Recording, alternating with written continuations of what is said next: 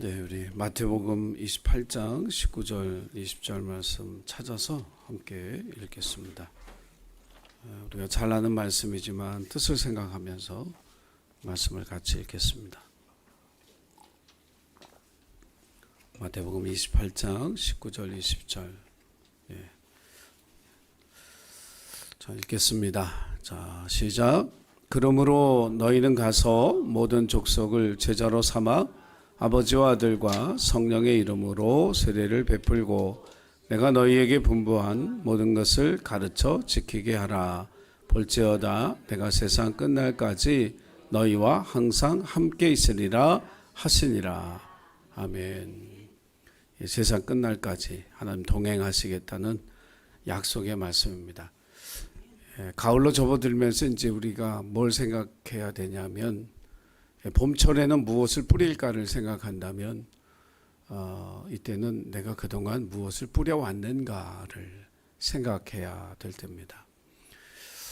그동안 내가 하나님 앞에 심은 것들이 어떤 것들인가. 왜냐하면 성경은 심은 대로 거둔다라고 말씀하셨기 때문에 이제 심은 것을 거두게 하실 하나님을 기대하면서 이제 신앙생활을 해야 되는 거죠. 올해를 지나면서 나는 얼마나 많은 기도를 하나님 앞에 심었는가, 또 얼마나 하나님 앞에 주님을 사랑하는 헌신의 마음을 하나님 앞에 드리고 심었는가. 우리가 교회 목표를 가지고 기도한다는 것은 이제 기도만 하는 것이 아니라 어떻게 하면 그 목표를 이루는데 내가 하나의 역할을 감당할까를 고민하는 것이거든요. 우리 학생부 특히 이제 다음 세대에 대해서 고민을 많이 하면서 이제 여러 가지 방법들을 우리가 고민하고 이제 찾고 해야 될 텐데, 사실 그런 게 잘 보이진 않지만 우리가 무엇이든지 심지 않으면 거둘 수 없다는 생각을 하고 하나님께 어떻게 심어야 할까요? 또 무엇을 심어야 할까요? 이런 기도를 올려드리면서 저와 여러분의 개인의 신앙의 삶 속에서도 심은 것이 거두어지는 열매가 있을 뿐만 아니라 우리 교회가 심은 것을 거두는 그런 복된 가을, 그런 계절이 되기를 간절히 소원합니다. 지난주에 학생부 설교하면서 이렇게 4명의 아이들을 이제 처음 만났잖아요. 근데 너무 좋더라고요. 그 아이들이 다 이게 축구를 좋아하는 아이들이거든요. 마음으로 제가 그 아이들하고 헤어져서 한 주간 기도하면서, 하나님, 그 아이들이 축구를 참 좋아하고 사랑하는 아이들인데 하나님을 사랑하게 되기를 원합니다. 아마 그 아이들의 핸드폰으로 축구 경기 보느라고 아마 좋은 경기는 다 빼놓지 않고 보는 아이들이에요. 얘기의 주제가 다 축구예요, 축구. 제가 은재하고 그 친구들을 부계역으로 태워다 줬는데 다 축구 얘기. 그래서 저 아이들이 동영상으로도 이제 축구 경기 뭐 봤냐 이런 얘기 하는데, 마음에 기도하기를, 하나님, 저 아이들이 성경 보는 아이들 됐으면 좋겠다고.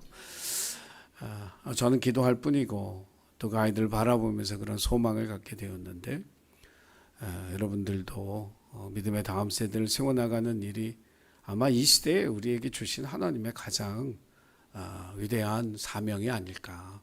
너희는 바로 그 일을 해라. 그런 사명을 주신 것 같아요. 그 일을 위해서 저와 여러분이 할 수 있는 모든 일들을 좀 찾아서 했으면 좋겠다. 그냥 방관자가 되지 말고 적극적인 참여자가 되었으면 좋겠다.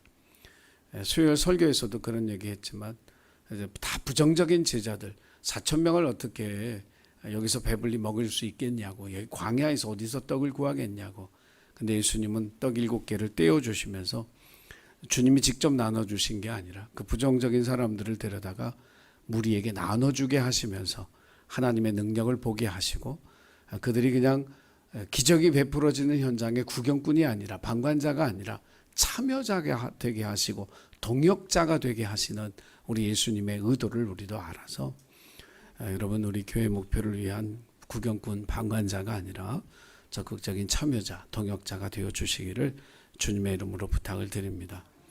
그리스도인에게 있어서 가장 위험한 상황은 뭐냐면, 코로나에 재감염되는 거, 이것도 힘들죠. 또 실패를 거듭하는 것도 굉장히 힘든 일입니다.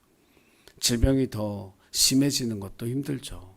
하지만 신앙 안에서 우리를 가장 위험에 빠뜨리는 일은 뭐냐면 하나님을 신뢰하지 않는 것입니다. 세상 사람들은 자신의 안전을 지키기 위해서 CCTV를 설치하고 세컴을 설치하고 심지어는 경호원을 두기도 합니다. 그러나 세상에서 안전을 위해 모든 장치나 제도들을 갖춰도 우리가 뉴스를 통해서 보는 것처럼 그런 안전장치나 제도를 뛰어넘는 불의의 사고들은 계속해서 일어나죠. 그러니까 세상이 가지고 있는 안전망은 어떤 것도 안전할 수 없다라고 하는 것을 세상이 스스로 증명하고 있습니다. 그리스도인들은 하나님이 주신 안전망 속에서 살아야 돼요. 그것이 바로 뭐냐면 임마누엘의 신앙입니다. 우리의 모든 상황 속에 함께 하시는 하나님, 또 우리가 있는 삶의 모든 자리에 함께 하시는 하나님에 대한 믿음, 그 하나님을 신뢰하는 신앙, 이것이 우리가 이 세상의 그 어떤 안전망보다 더 든든히 우리를 지키는 신앙의 안전망인 줄로 믿습니다. 이 신앙이 있었기 때문에 바벨론의 포로로 끌려간 다니엘과 세 친구들은 왕의 진미를 거절할 수 있었습니다. 다니엘의 친구들은 타는 풀무불 속으로 뛰어들어갈 수 있었습니다. 다니엘은 사자굴 속으로 담대히 들어갈 수 있었습니다. 에스더 왕비는 죽으면 죽으리라 왕 앞에 죽음을 각오하고 나갈 수 있었습니다. 다윗은 거인 골리앗 앞에 갑옷도 입지 않은 채로 담대히 나아갈 수 있었습니다. 우리에게 주신 이 임마누엘의 약속, 이 신앙, 이것이 얼마나 위대한 것인지 저와 여러분이 기억하고 임마누엘의 신앙으로 무장하는 저와 여러분이 되기를 주의 이름으로 부탁을 드립니다. 오늘 본문의 말씀은 예수님의 위대한 사명, 또 위대한 약속, 우리에게 주셨던 그런 마태복음의 제일 마지막 장면의 말씀입니다. 우리에게 주신 예수님의 사명 가운데 가장 위대한 것, 마지막 사명은 뭐냐면 모든 사람을 제자로 삼으라는 것이죠. 예수님을 따르는 사람으로 살게 하라는 거예요. 예수님을 인생의 주인으로 고백하는 사람으로 살게 하라. 너희들이 인생의 주인임을, 예수님이 인생의 주인임을 고백한 것처럼 너희들도 사람들에게 예수를 주로 고백하고 예수의 말씀대로 살아가는 주님의 제자로 예수를 따르는 삶을 살게끔 만드는 그 일이 내가 너희에게 주는 마지막 사명, 위대한 사명이라고 말씀하고 있습니다. 사실 이 사명을 감당하기에 우리는 부족합니다. 은사도 부족하고 재주도 부족하고 능력도 부족합니다. 때로는 믿음도 부족합니다. 그런데 이게 어떻게 가능하냐 하면 하나님의 약속, 내가 세상 끝날까지 너희와 함께 있겠다는 그 약속이 있기 때문에 세상 모든 사람을 제자 삼는 그 사명을 감당하는 것이 가능하다. 예수님 우리에게 이렇게 말씀하고 있습니다. 이 시대를 살아가는 우리에게 임마누엘의 신앙은 예수님이 가장 우리에게 남겨놓으신 가장 큰 힘이고 저는 축복이라고 믿습니다. 우리에게 더 많은 돈을, 제자들에게 많은 돈을 버는 부자가 되게 해서 세상을 살아가라고 하신 것이 아니고 왕이 돼서 권력을 가지고 세상을 살아가라고 부탁하신 게 아니라 내가 너희와 항상 함께 있을 테니까 내가 너희에게 준 그 사명을 감당하며 살라고 예수님이 마지막 장면에서 말씀하고 있어요. 그러므로 내가 너와 함께 있겠다라고 하는 이 임마누엘의 약속은 오늘 우리에게 세상을 이길 힘이고 또 하나님께서 우리에게 주신 귀한 축복인 줄로 믿으시기를 바랍니다. 오늘은 임마누엘의 신앙을 두 가지로 생각을 해봤는데요. 하나는 우리와 같은 육신을 입었다. 예수님이 우리처럼 되셨다는 것을 믿음으로 고백하는 것이 임마누엘의 신앙입니다. 하나님의 아들이 인간의 연약함을 아시기 위해서 낮고 천한 땅으로 찾아오셨다는 것을 믿는 것입니다. 그리고 우리의 믿음은 우리의 삶이 되어야 합니다. 예수님이 낮은 곳으로 오셨다면 우리 또한 낮은 곳으로 가야 하는 그런 거룩한 책임이 우리에게 있다라고 하는 사실을 저와 여러분이 기억해야 합니다. 예수님이 이 땅에 군림하기 위해서 오신 것이 아닙니다. 섬김을 받으러 오신 것이 아닙니다. 왕이 돼서 사람들에게 영광을 받으려고 오신 것이 아니라 가장 낮은 곳에 가장 천한 곳에 섬기러 오셨고 낮아지기 위해 오셨고 자신을 내어주시기 위해서 이곳에 오셨다는 거예요.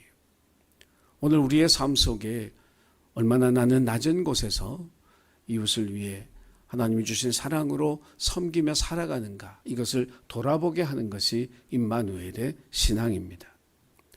언젠가 한번 그 예화를 들은 적이 있는데요. 2012년도에 엄마라고 불러도 돼요 라는 한 권의 책이 나왔습니다. KT 데이비스라고 하는 한 여학생의 책이었죠. 그때는 굉장히 젊었어요. 20살 때 이 책을 썼으니까요. 이 친구는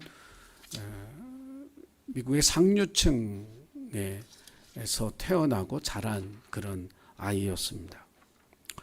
뭐 학급의 회장이고, 뭐 학교 퀸카고, 뭐 반에서 1등하고, 뭐 좋은 환경 속에 뭐 자식을 위해 모든 걸 다 지원해 줄 수 있는 그런 부자 부모님 밑에서 자랐죠. 고등학교 3학년 때 우간다에 3주 동안 봉사를 하러 가면서 우간다에 있는 아프리카 아이들 고아원에서 봉사를 하게 됩니다. 그 아이들이 잊혀지질 않았어요. 대학을 가야 되는데 1년을 미루고 우간다로 가서 1년 동안 고아원에서 아이들을 돌보는 사역을 합니다. 그리고는 미국으로 돌아가지 않았어요. 아마지마라고 하는 비영리 단체를 만들고 교육받지 못하는 아프리카 아이들을 무료 교육하고 그들의 교복, 그들의 교과서, 그들의 학용품을 무상으로 공급하고 후원하는 그런 선교 단체를 만들어서 사역을 했습니다. 결국 미국으로 돌아오지 못했어요. 지금도 그곳에서 사역을 하고 있습니다.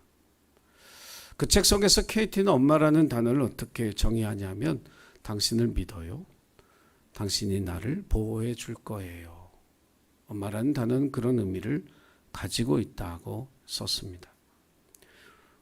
올해 31살이 된 그녀는 14명의 우간다 아이들을 입양해서 엄마가 됐고요. 400여 명의 아프리칸 아이들을 지금도 돌보고 있습니다. 아무도 알아주지 않는 곳에서 가장 낮은 곳에서 하나님이 그녀에게 주셨던 그 사랑을 그대로 베풀고 그래서 그 아이들을 돌보는 거죠. 예수님이 육신을 입고 이 땅에 오셨다. 저는 이 KT를 통해서 그 생각을 합니다. 우리도 우리 자신이 가장 낮은 곳에서 섬기셨던 예수님처럼 우리들도 더욱더 섬기며 낮아진 곳에서 겸손하게 이웃을 섬기고 하나님을 섬기는 저와 여러분이 되기를 주의 이름으로 부탁을 드립니다. 두 번째로 임마누엘의 신앙은 뭐냐 하면 우리의 모든 사역을 주님과 함께 하고 있다는 것을 믿는 것입니다. 우리의 모든 사역. 이 신앙이 있어야 하나님의 동역자로 살아갈 수 있습니다. 주님은 우리에게 주님의 몸된 교회를 세우라고 하셨고 교회를 통해서 구제하고 교회를 통해서 선교하고 하나님의 나라를 이 땅에 실현하는 위대한 사명을 주셨습니다. 성령께서 이 일을 이루기 위해서 우리 곁에 계시고 우리에게 깨우쳐 주시고 우리를 인도하시고 주님이 우리에게 가르쳐 주신 것들을 생각나게 하시는 동행자로 보혜사로 우리의 곁에 있습니다. 우리에게 필요한 은사를 주시고 또 주님께서 우리에게 주신 사명을 확신하는 믿음을 주셔서 주님과 함께 동역할 수 있도록 지금도 도와주고 계신 줄 믿습니다. 정말 믿음의 사역자들은 자신이 주님과 동역하고 있다고 고백하고 믿는 사람들입니다. 자기가 하는 모든 일이 내가 한 일이 아니라 주님과 함께 한 일이라고 고백하는 사람, 이것이 진실한 주님의 동역자입니다. 임마누엘의 신앙이 있는 사람들은 모든 영광을 하나님 앞에 돌립니다. 그러나 이 신앙이 없다면 영광을 자기가 받으려고 하겠죠. 우리와 같이 연약하고 부족한 사람을 동역자 삼아주신 그 하나님의 은혜를 늘 감사하는 임마누엘의 신앙인이 되시기를 주님의 이름으로 부탁을 드립니다. 오늘 약속의 말씀을 우리가 일생 동안 기억하면서 주님과 같이 낮아진 곳에서 섬기고 주님과 동역하는 신실한 하나님의 사람들이 되시기를 주의 이름으로 간절히 부탁을 드립니다. 기도하겠습니다. 세상 끝날까지 함께 하시겠다고 하신 이 약속을 붙들고 오늘 우리에게 주신 귀한 사명을 주님과 함께 감당해 나가는 우리 예신 가족들이 되게 하여 주옵소서. 특별히 저희들을 통해서 가장 낮은 곳에 섬기신 예수님처럼 우리들도 겸손히 가장 낮은 곳에 이름 없이 빛도 없이 주님의 사랑으로 섬길 수 있는 귀한 하나님의 자녀들이 되게 하여 주시고 모든 영광을 하나님께만 돌리는 주님의 동역자로 살게 하여 주옵소서. 감사드리며 예수님의 이름으로 기도드리옵나이다. 아멘.